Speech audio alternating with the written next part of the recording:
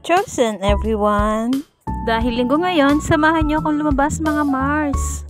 At ngayong araw nga ay may mahalaga tayong pupuntahan.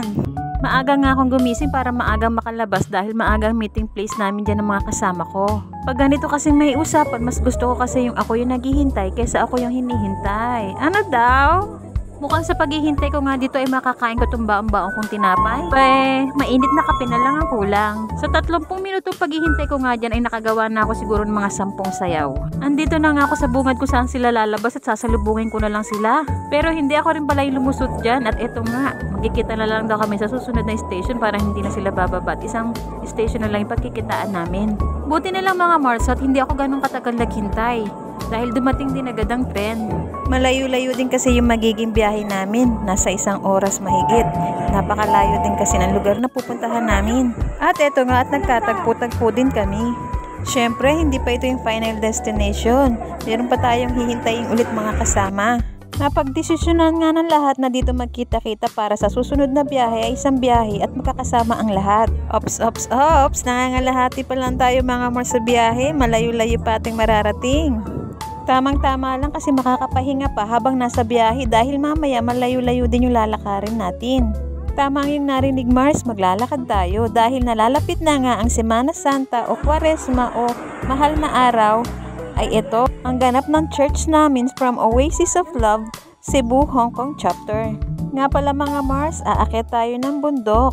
Yes mga Mars, Station of the Cross. Sa paglalakad nga namin mga Mars ay sobrang napakaraming magagandang tanawin lalo na dito yung mga mini garden nila. Nakakamangha kasing tingnan dahil sa maliit na lupain nila ay nakakapagtanim sila ng ganito.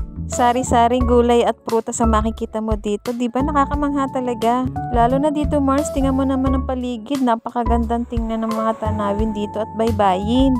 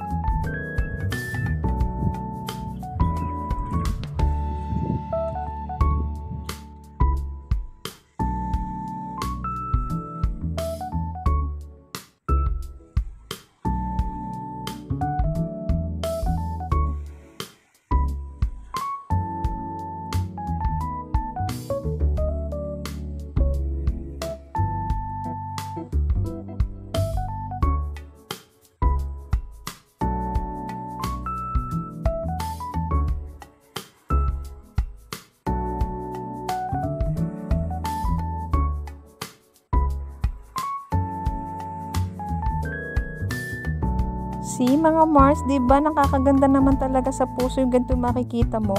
Sa bandang lugar nga nito mga Mars ay medyo matarik na. Paakyat na rin kami at medyo hingal na. Sabi nga, malayo pa, pero malayo na. Ops, mga Mars, pahinga muna tayo. Medyo hingal na rin. Hihintay muna natin yung mga kasama nating iba. Buti na lang din ng mga sandaling ito ay hindi ganong katirik ang araw at mahangin pa. Kaya naman yung weather, ayos na ayos, nakikisama. Tamang tambay muna habang hinihintay pa natin yung iba mga Mars. Sa totoo lang din, Tom Jones na yung iba dyan. Kaya sarap din naman maglakad lalo na't pag ganyang marami kayo magkakasama. Yung hindi mo mararamdaman yung pagod mo dahil alam mo kung saan ka pupunta. Para yung kay Jesus, diba? At eto nga, nakarating din tayo guys. Salamat sa panonood. Abangan nyo ang part 2.